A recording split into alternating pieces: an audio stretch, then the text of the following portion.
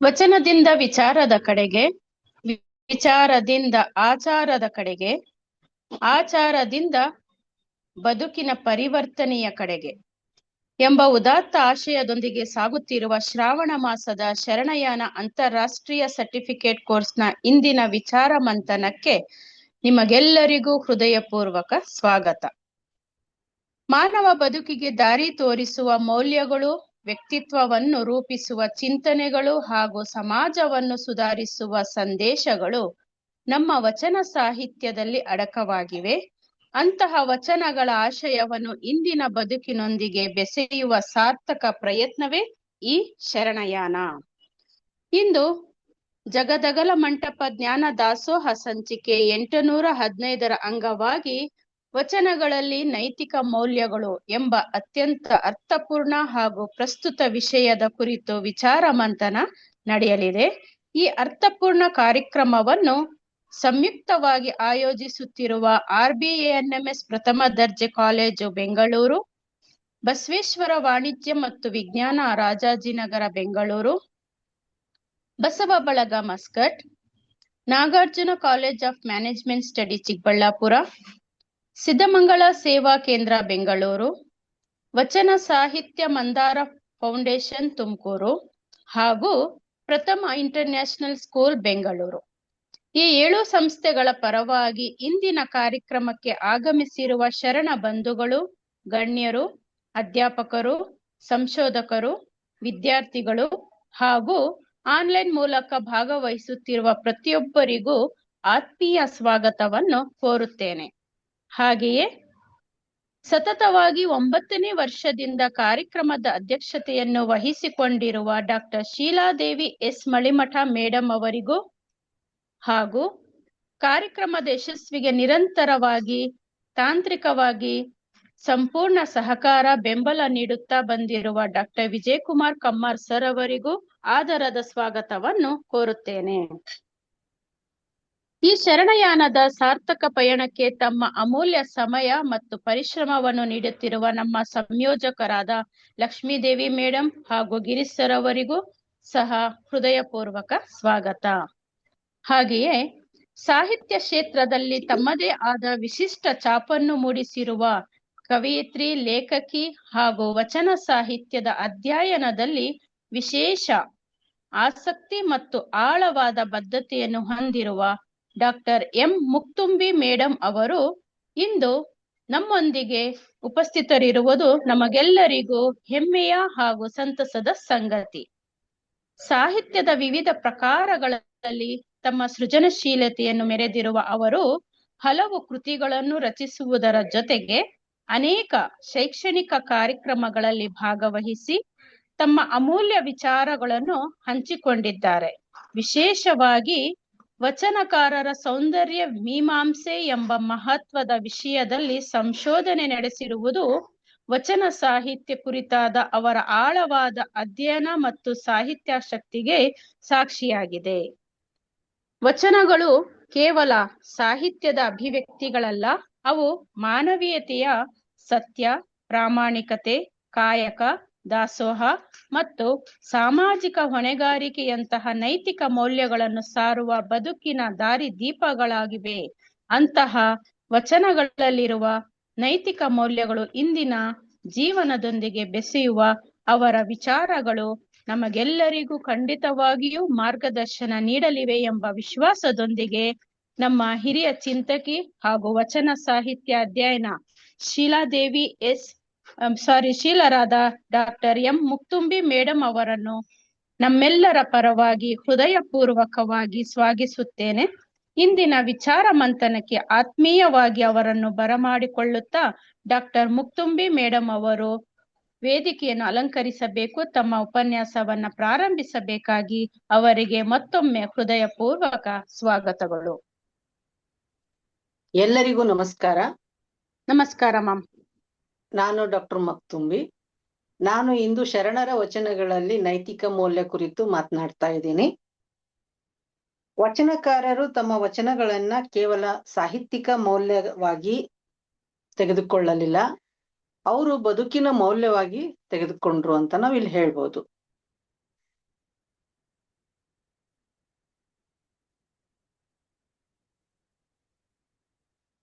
ಎಲ್ರಿಗೂ ನಮಸ್ಕಾರ. ನಾನು ಡಾಕ್ಟರ್ ಮಕ್ತುಂಬಿ. ನಾನು ಇಂದು ಶರಣರ ವಚನಗಳಲ್ಲಿ ನೈತಿಕ ಮೌಲ್ಯವನ್ನ ಕುರಿತು ಮಾತನಾಡ್ತಾ ಇದ್ದೀನಿ. ಶರಣರ ವಚನಗಳು ಬರೀ ಸಾಹಿತ್ಯಿಕವಾಗಿ ನೋಡುವುದಲ್ಲದೆ ನಾವು ನೈತಿಕವಾಗಿಯೂ ಕೂಡ ನೋಡ್ಲಿಕ್ಕೆ ಸಾಧ್ಯ ಇದೆ ಅಂತ ಹೇಳ್ಬೋದು. ವಚನಕಾರರು ಭೂಮಿಯನ್ನ, ಬದುಕನ್ನ ಮತ್ತು ಮೌಲ್ಯಯುತವಾದಂತಹ ನುಡಿಗಳಿಂದ ಅವರು ಅಲಂಕರಿತ ಮಾಡಿದ್ದಾರೆ ಅಂತ ಹೇಳಲಿಕ್ಕೆ ಬಯಸ್ತೇನೆ. ಅವರು ಹೇಳುವಂತಹ ಮಹತ್ವದ ನುಡಿಗಳು ಯಾವುವು ಅಂತಂದ್ರೆ, ಭಾರತೀಯ ಪರಂಪರೆಯಲ್ಲಿ ಸಾಧಕರಿಗೆ ಬ್ರಹ್ಮಚಾರ್ಯ ಎಷ್ಟು ಮುಖ್ಯ ಅನ್ನುವಂಥದ್ದನ್ನ ನಾವು ಅಲ್ಲಮಪ್ರಭು ದೇವರ ಒಂದು ವಚನದಲ್ಲಿ ನೋಡ್ಲಿಕ್ಕೆ ಸಾಧ್ಯ ಇದೆ ಅಂತ ಹೇಳ್ಬೋದು. ಬತ್ತಲೆ ಇರುವುದು ಮೌಲ್ಯ ಅಲ್ಲ, ಆಂತರಿಕವಾಗಿ ಅವರು ಬ್ರಹ್ಮಚಾರಿಯಾಗಿರ್ಬೇಕು ಅನ್ನುವಂಥದ್ದು ಇಲ್ಲಿ ಅವರು ಹೇಳ್ತಾರೆ. ಭಸ್ಮವ ಊಸಿ ಬತ್ತಲೆಯಾದಡೆ ಬ್ರಹ್ಮಚಾರಿಯೇ, ಅಶಯನವನ್ನು ವ್ಯಸನವ ಮರೆದಡೆ ಬ್ರಹ್ಮಚಾರಿಯೇ, ಭಾವ ಬತ್ತಲೆ ಇರ್ದೆ ಮನ ದಿಗಂಬರವಾಗಿದ್ದರೆ ಅದು ಸಹಜ ನಿರ್ವಾಣ ಕಾಣ ಗುಹೇಶ್ವರ ಅಂತ ಹೇಳಿ. ಅಂದ್ರೆ ಸಮಾಜದಲ್ಲಿ ಆಗುವಂತಹ ದಿಗಂಬರತನವನ್ನ ಅವರು ನೋಡಿದ್ದಾರೆ. ಕೆಲವು ಸ್ವಾಮಿಗಳು ಬೆತ್ತಲೆಯಾಗಿ ದಿಗಂಬರದ ರೂಪದಲ್ಲಿ ಸಾಧನೆಯನ್ನ ಮಾಡ್ಲಿಕ್ಕೆ ಹೋಗ್ತಾರೆ. ಅಂಥವರಿಗೆ ಇವರು ಭಾವನೆಯನ್ನ ಶುದ್ಧ ಮಾಡ್ಕೊಂಡು ಇಟ್ಕೋಬೇಕು ಅನ್ನೋ ರೀತಿಯಲ್ಲಿ ಹೇಳ್ತಾರೆ. ಭಾವ ಬತ್ತಲೆಯಾಗಬೇಕು, ಭಾವನೆಗಳು ಬತ್ತಲೆ ಆಗ್ಬೇಕೇ ಹೊರತು ನಾವು ಬಾಹಿಕವಾಗಿ ಬತ್ತಲೆ ಆಗೋದು ಬೇಕಾಗಿಲ್ಲ ಅಂತ. ಮನವು ದಿಗಂಬರವಾಗಿರ್ಬೇಕು. ನೋಡ್ರಿ, ಬಹಳ ಮಹತ್ವದ್ದಾಗಿ ಅವ್ರು ಏನ್ ಹೇಳ್ತಾರೆ ಅಂತಂದ್ರೆ, ಮನವು ದಿಗಂಬರವಾಗಿರ್ಬೇಕು ಅಂತ. ಮನಸ್ಸು ಸ್ವಚ್ಛವಾಗಿರ್ಬೇಕು, ಮನದಲ್ಲಿ ಯಾವುದೇ ಕಲ್ಮಶಗಳಿರಬಾರ್ದು. ಭಾವ ಮತ್ತು ಮನಸ್ಸುಗಳ ಶುದ್ಧಿಯೇ ನಿಜವಾದಂತ ಮೌಲ್ಯ ಅಂತ ಇಲ್ಲಿ ಹೇಳ್ತಾರೆ. ಅಂದ್ರೆ ಬ್ರಹ್ಮಚಾರ್ಯವನ್ನ ಪಾಲಿಸುವುದು ಕೂಡ ಜೀವನದಲ್ಲಿ ಬಹಳ ಮುಖ್ಯವಾಗಿರುವಂತದ್ದು ಅಂತ ಇಲ್ಲಿ ಅಲ್ಲಮಪ್ರಭು ದೇವರು ಹೇಳ್ತಾರೆ. ಅದೇ ರೀತಿ ಇನ್ನೊಂದು ವಚನವನ್ನ ತೆಗೆದುಕೊಂಡಾಗ, ತನು ಬತ್ತಲೆ ಇದ್ದರೇನು ಮನ ಶುಚಿಯಾಗದ ನಕ್ಕರ. ಅಂದ್ರೆ ತನು ಬತ್ತಲೆಯಾಗಿದ್ದರೇನು ಮನ ಶುಚಿಯಾಗದ ನಕ್ಕರ. ಅಂದ್ರೆ ಮನಸ್ಸು ಸ್ವಚ್ಛ ಇಲ್ಲದೆ ಇದ್ರೆ ನೀನು ತನುವನ್ನ ಸ್ವಚ್ಛ ಮಾಡೋದ್ರಲ್ಲಿ ಅರ್ಥ ಇಲ್ಲ. ನೀನು ಗಂಗಾ ನದಿಯಲ್ಲಿ ಮುಳುಗ್ತೀಯೋ, ಯಮುನಾ ನದಿಯಲ್ಲಿ ಮುಳುಗ್ತೀಯೋ, ಎಲ್ಲಿ ನೀನು ಸ್ನಾನ ಮಾಡಿ ನಿನ್ನ ದೇಹವನ್ನ ಸ್ವಚ್ಛ ಮಾಡ್ಕೊಳ್ತೀಯೋ ಗೊತ್ತಿಲ್ಲ. ಆದ್ರೆ ನಿನ್ನ ಮನಸ್ಸನ್ನ ಮೊದಲು ಸ್ವಚ್ಛ ಮಾಡ್ಕೋಬೇಕು ಅಂತ ಅವ್ರು ಹೇಳ್ತಾರೆ. ಮಂಡೆ ಬೋಳಾದರೇನು ಭಾವ ಬಯಲಾಗದ ನಕ್ಕರ. ಅಂದ್ರೆ ತಲೆಯನ್ನ ನೀನು ಎಷ್ಟೇ ಬೋಳಿಸ್ಕೊಂಡ್ರು ಕೂಡ, ಅಂದ್ರೆ ಕೂದಲನ್ನ ತೆಗೆದುಕೊಂಡ್ರು ಕೂಡ ಅಲ್ಲಿ ಭಾವ ಬಯಲಾಗ್ಬೇಕು, ಭಾವನೆಗಳು ಬಹಳ ವಿಸ್ತಾರವಾಗಿರ್ಬೇಕು ಅನ್ನುವಂತ ರೀತಿಯಲ್ಲಿ ಅವರು ಹೇಳ್ತಾರೆ. ಭಸ್ಮವ ಊಸಿದಡೇನು ಕರಣಾದಿಗಳ ಗುಣಂಗಳ ಮೆಟ್ಟಿ ಸುಡದ ನಕ್ಕರ, ಇಂತಿ ಆಸೆಯ ಮೋಸದ ಭಾಷೆಗೆ ಗುಹೇಶ್ವರನಿ ಸಾಕ್ಷಿಯಾಗಿ ಛೀ ಎಂಬೆನು. ಅಂದ್ರೆ ಗುಹೇಶ್ವರನನ್ನ ನಾನು ಸಾಕ್ಷಿಯಾಗಿ ಇಟ್ಕೊಂಡು ಈ ರೀತಿ ಮೋಸ ಮಾಡುವಂತಹ ಜನಗಳಿಗೆ ನಾನೇನಂತ ಭಾಷೆ ಕೊಡ್ಲಿ ಅನ್ನೋ ರೀತಿಯಲ್ಲಿ ಅಲ್ಲಮಪ್ರಭು ದೇವರು ಹೇಳ್ತಾರೆ. ಅಂದ್ರೆ ಇಲ್ಲಿ ಮುಖ್ಯವಾಗಿ ಹೇಳುವಂಥದ್ದೇನು ಅಂತಂದ್ರೆ, ಮನ ಶುದ್ಧವಾಗಿರ್ಬೇಕು, ಮನಸ್ಸು ಬೋಳಾಗಬೇಕು, ಕರ್ಣಾದಿಗಳು ಸುಟ್ಟು ಹೋಗಬೇಕು, ಆಸೆ ಇಲ್ಲದಿರ್ಬೇಕು, ಮೋಸ ಬಿಡಬೇಕು ಅನ್ನುವಂತ ರೀತಿಯಲ್ಲಿ ಅಲ್ಲಮಪ್ರಭು ದೇವರು ಹೇಳ್ತಾರೆ ಅಂತ ನಾವ್ ಹೇಳ್ಬೋದು. ಆಸೆ ಮೌಲ್ಯ ಅಲ್ಲ ಅಂತ ಕೂಡ ಹೇಳ್ತಾರೆ, ಸುಳ್ಳು ಮೌಲ್ಯ ಅಲ್ಲ ಅಂತ ಕೂಡ. ಅವುಗಳನ್ನು ತ್ಯಜಿಸಲು ಪ್ರಭುದೇವರು ಕರೆ ಕೊಡ್ತಾರೆ. ಹುಸಿ ಉಳ್ಳಾತ ಭಕ್ತನಲ್ಲ, ಬಾಧೆ ಉಳ್ಳಾತ ಜಂಗಮನಲ್ಲ, ಆಸೆ ಉಳ್ಳಾತ ಶರಣನಲ್ಲ, ಇಂತಿಪ್ಪ ಆಸೆ ಹುಸಿ ಭೇದವ ನಿರಾಕರಿಸಿ ಇರಬಲ್ಲಡೆ ಗುಹೇಶ್ವರ ನಿಮ್ಮ ಶರಣ ಅಂತ ಹೇಳಿ. ಅಂದ್ರೆ ಯಾರತ್ರ ಸುಳ್ಳು ನುಡಿಗಳಿರ್ತವೆ ಅವನು ಭಕ್ತನಾಗ್ಲಿಕ್ಕೆ ಸಾಧ್ಯನೇ ಇಲ್ಲ.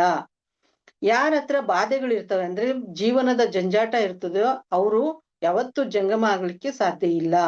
ಯಾರತ್ರ ಆಸೆಗಳಿರ್ತವೋ ಅವರು ಶರಣನಾಗ್ಲಿಕ್ಕೆ ಸಾಧ್ಯ ಇಲ್ಲ. ಇಂತಪ್ಪ ಆಸೆ ಹುಸಿ ಬಾಧೆಗಳ ನಿರಾಕರಿಸಿ, ಅಂದ್ರೆ ಇವನ್ನೆಲ್ಲವನ್ನ ತ್ಯಜಿಸಿ ನಾವು ಯಾವಾಗ ಮುಂದುವರಿತೇವೋ ಆವಾಗ ನಾವು ಶರಣನನ್ನ ಅಥವಾ ಗುಹೇಶ್ವರ ಲಿಂಗವನ್ನ ಸೇರ್ಲಿಕ್ಕೆ ಸಾಧ್ಯ ಇದೆ ಅಂತ ಹೇಳಿ ಇಲ್ಲಿ ಅಲ್ಲಮಪ್ರಭು ದೇವರು ಬಹಳ ಸತ್ಯವಾದಂತ ಮಾತನ್ನ ಹೇಳ್ತಾರೆ ಅಂತ ನಾವ್ ಹೇಳ್ಬೋದು. ಅದೇ ರೀತಿ ಸ್ವಚ್ಛತೆಗೆ ಬಹಳ ಮಹತ್ವ ಕೊಡುವಂತಹ ಶರಣರು ದೇಹವನ್ನು ದೇಗುಲವನ್ನಾಗಿಸಿ ಆ ದೇಗುಲವನ್ನ ಸ್ವಚ್ಛವಾಗಿ ಇಟ್ಕೊಳ್ಳಿಕ್ಕೆ ಆಮೇಲೆ ದೇಗುಲಗಳು ಒಂದು ಕಾಲದಲ್ಲಿ ಶೋಷಣೆಯ ಕೇಂದ್ರಗಳಾಗಿದ್ದು ಅದನ್ನ ಹೋಗಲಾಡಿಸ್ಲಿಕ್ಕೆ ದೇಹವನ್ನೇ ತನ್ನ ಒಂದು ಅಂತರಂಗವನ್ನ ಸ್ವಚ್ಛಗೊಳಿಸ್ಕೊಂಡ್ರೆ ಸಾಕು ಅನ್ನುವಂತ ರೀತಿಯಲ್ಲಿ ಇಲ್ಲಿ ಹೇಳ್ತಾರೆ. ಇನ್ನೊಂದು ವಚನವನ್ನ ತೆಗೆದುಕೊಂಡಾಗ, ದೇಹದೊಳಗೆ ದೇಗುಲವಿದ್ದು ಮತ್ತೆ ಬೇರೆ ದೇಗುಲವೇಕಯ್ಯ, ಎರಡಕ್ಕೆ ಹೇಳಲಿಲ್ಲವಯ್ಯ ಗುಹೇಶ್ವರ, ನೀನು ಕಲ್ಲಾದಡೆ ನಾನು ಏನಪ್ಪೆನು. ಅಂದ್ರೆ ನನ್ನ ದೇಹದೊಳಗೆ ನೀನು ದೇವಾಲಯವಾಗಿದ್ಕೊಂಡು ಬೇರೆ ದೇವಾಲಯಗಳಿಗೆ ಯಾಕೆ ಹೋಗ್ತೀಯ? ಬೇರೆ ದೇವಾಲಯಗಳಿಗೆ ಹೋದಾಗ ನೀನು ಅಲ್ಲಿ ಕಲ್ಲನ್ನ ನಾನು ಕಂಡಾಗ ನಾನೇನಾಗ್ಬೇಕು? ನನ್ನೊಳಗೆ ನೀನಿದ್ದೀಯಾ ಅನ್ನುವಂತ ರೀತಿಯಲ್ಲಿ ಅವ್ರು ಹೇಳ್ತಾರೆ. ದೇವರು ಕಲ್ಲಿನಲ್ಲಿ ಇಲ್ಲ, ಜೀವಂತವಾಗಿ ಜೀವಪರ ಆಚರಣೆಗಳಲ್ಲಿ ಇದ್ದಾರೆ ಅನ್ನುವಂತ ರೀತಿಯಲ್ಲಿ ಹೇಳ್ತಾರೆ. ಈ ರೀತಿ ದೇಹವನ್ನ ಇಟ್ಕೊಂಡು ಹೇಳೋದ್ರ ಜೊತೆಗೆ ಬದುಕಿನಲ್ಲಿ ಇನ್ನೊಂದು ವಚನವನ್ನ ನೋಡಿದಾಗ ಜೀವನವು ಶಿವಾಮಯವಾಗುವುದನ್ನ ನೋಡ್ತಾರೆ. ಕೊಟ್ಟ ಕುದುರೆಯನ್ನೇರಲರಿಯದೆ ಮತ್ತೊಂದು ಕುದುರೆಯ ಬಯಸುವರಯ್ಯ, ವೀರರೂ ಅಲ್ಲ ಧೀರರೂ ಅಲ್ಲ, ಇದು ಕಾರಣ ನೆರೆಯ ಮೂರು ಲೋಕವೆಲ್ಲವೂ ಹೆಣವಲ್ಲದ ಹೊತ್ತುಕೊಂಡು ತೊಳಲುತ್ತಾ ಇದ್ದಾರೆ ಗುಹೇಶ್ವರನೆಂಬ ಲಿಂಗವನ್ನೆತ್ತಬಲ್ಲರು. ಅಂದ್ರೆ ಇರುವಂತ ಒಂದು ಜೀವನವನ್ನ ಸರಿಯಾಗಿ ಸಾಗಿಸ್ಲಿಕ್ಕೆ ಸಾಧ್ಯವಿಲ್ಲದಂತವರು ಮತ್ತೊಂದು ಜೀವನವನ್ನ ಬಯಸ್ಲಿಕ್ಕೆ ಹೇಗೆ ಸಾಧ್ಯ? ಇದ್ದ ಜೀವನವನ್ನ ನಾವು ಬಹಳ ನಿಷ್ಠೆಯಿಂದ, ಪ್ರಾಮಾಣಿಕತೆಯಿಂದ, ಮೌಲ್ಯಯುತವಾಗಿರುವಂತ ರೀತಿಯಲ್ಲಿ ಅದನ್ನ ಬಳಸ್ಕೋಬೇಕು ಅಂತ ಹೇಳ್ತಾ ಇದ್ದಾರೆ. ವೀರತ್ವವು ಒಂದು ಮೌಲ್ಯ ಆದ್ರೆ ಅದನ್ನ ನಾವು ಯಾವ ರೀತಿ ಬಳಸ್ಕೋಬೇಕು ಅನ್ನೋದರಲ್ಲಿ ಅದರ ಗುಟ್ಟು ಇರುತ್ತೆ ಅನ್ನುವಂತ ರೀತಿಯಲ್ಲಿ ಅಲ್ಲಮ ಪ್ರಭು ದೇವರು ಹೇಳ್ತಾ ಇದ್ದಾರೆ. ಆಮೇಲೆ ಇನ್ನೊಂದು ವಚನದಲ್ಲಿ ಅವರು ಹೇಳ್ತಾರೆ, ಹಾಲ ನೇಮವ ಹಿಡಿದಾತ ಬೆಕ್ಕಾಗಿ ಹುಟ್ಟುವ, ಕಡಲೆಯ ನೇಮವ ಹಿಡಿದಾತ ಕುದುರೆಯಾಗಿ ಹುಟ್ಟುವ, ಅಗ್ವಣಿಯ ನೇಮವ ಹಿಡಿದಾತ ಕಪ್ಪೆಯಾಗಿ ಹುಟ್ಟುವ, ಪುಷ್ಪದ ನೇಮವ ಹಿಡಿದಾತ ತುಂಬಿಯಾಗಿ ಹುಟ್ಟುವ, ಇವು ಶಟಸ್ಥಳಕ್ಕೆ ಹೊರಗು ನಿಜ ಭಕ್ತಿ ಇಲ್ಲದಾತ ಕಂಡಡೆ ಮೆಚ್ಚನು ಗುಹೇಶ್ವರನು ಅಂತ. ಯಾವ ನಿಯಮವನ್ನ ಹಿಡಿದ್ರೂ ಕೂಡ ನೀವು ನಿಜವಾಗಿ ಅಲ್ಲಮ ಪ್ರಭು ದೇವರು ಏನ್ ಹೇಳ್ತಾರೆ ಅಂದ್ರೆ ಗುಹೇಶ್ವರ ಮೆಚ್ಚಬೇಕು. ನಿಮ್ಗ ನಿಯಮಗಳು ಬೇಕಾಗಿಲ್ಲ, ನಮಗೆ ನೀವು ನಿಜವಾದಂತಹ ಒಂದು ಬದ್ಧತೆಯಲ್ಲಿ ಇರ್ಬೇಕು ಅನ್ನುವಂತ ರೀತಿಯಲ್ಲಿ ಈ ಅಲ್ಲಮ ಪ್ರಭು ದೇವರು ಹೇಳ್ತಾರೆ. ಅಂದ್ರೆ ನೇಮ ವ್ರತ ಮಾಡುವುದಕ್ಕಿಂತಲೂ ನಿಜ ಭಕ್ತಿಯ ಆಚರಣೆ ಬಹಳ ಶ್ರೇಷ್ಠವಾದದ್ದು ಅನ್ನುವಂತ ರೀತಿಯಲ್ಲಿ ಅಲ್ಲಮ ಪ್ರಭು ದೇವರು ಈ ವಚನದಲ್ಲಿ ಹೇಳ್ತಾರೆ.